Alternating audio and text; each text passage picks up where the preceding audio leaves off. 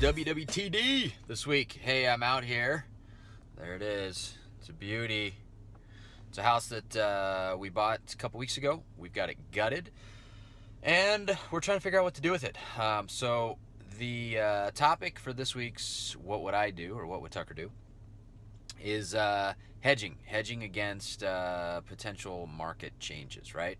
If any of you guys subscribe to Real Dealz Monthly, you know that I'm pretty convinced at this point that we're in the bottom of the 8th to the top of the 9th inning, probably, in terms of this market cycle.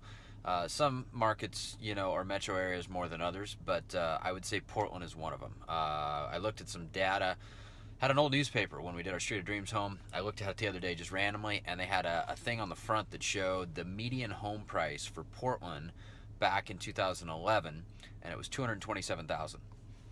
Fast forward to the beginning of 2017, basically the end of 2016, and it was $350,000, and depending on where you take that metric, it could be as high as $4. So definitely a big change in a short period of time. I think that's the upcycle as far as value goes. It's not sustainable. I don't think here. I think we're going to flatten out. And we'll see what the economy does in terms of deflating certain neighborhoods or not. But I think that we're definitely at the end of the upcycle. We'll put it that way. I don't think there's much that you can do in terms of, appreciation plays at this point. Probably just not a good idea. So that gets me to my point. We're at this house here. We got this thing under contract. We could do a couple things with it.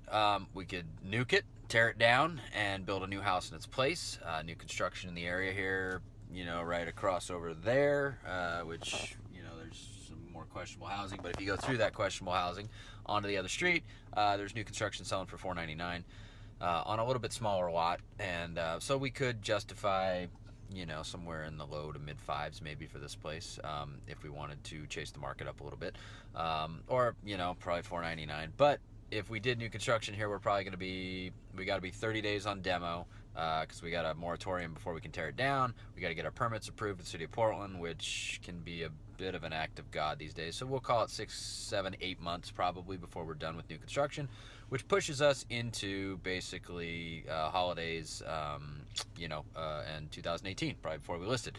And I think by the time we get there, some of these kind of fringe areas that are hot now because they're more affordable will probably cool, because if they're not great neighborhoods to begin with, they usually cool first. So what we're doing is we're going to take this house, and we gutted it and got a lot of the stinks. It had like rotten cigarette smell in it. We gutted it. We're going to put it on the market on Friday for $199, which is a good profit above what we bought it for. But what we're doing there is, number one, is it's still cheap enough that a builder that wants to chase the market up may actually buy it from us, which all the power to them. Or somebody who wants to buy into this neighborhood and do some work themselves and live in the house once they're done and have a decent equity spread for kind of a live-in remodel, they may do that. So we've got two different types of buyers there, or somebody who's just an over-audacious flipper that's buying off the MLS. They might buy it too. Who knows?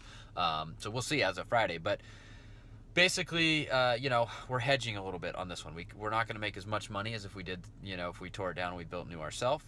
But we've got a lot of other chips on the board, a lot of other projects going on. So this is a good one to kind of hedge our bets a little bit and just kind of protect ourselves against the downside of the market. Sort of like, with traders and stocks. I don't do any stock trading myself, but, they hedge and they protect their downside. And that's kind of what we're doing based on where we're at in the market cycle right now. So, what would I do if I were in your guys' shoes? If you're in a market like Portland that's had a big gains price-wise in the last 5 years or so, look around, and maybe it's time to hedge a little bit yourself.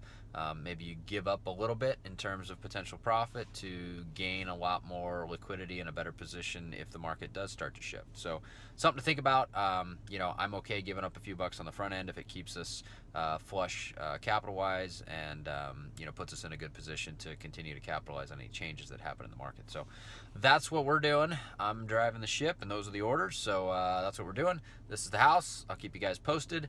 But that's this week's WWTD. As I always say, I may not walk on water, but I do walk on my own job sites. See you guys next week.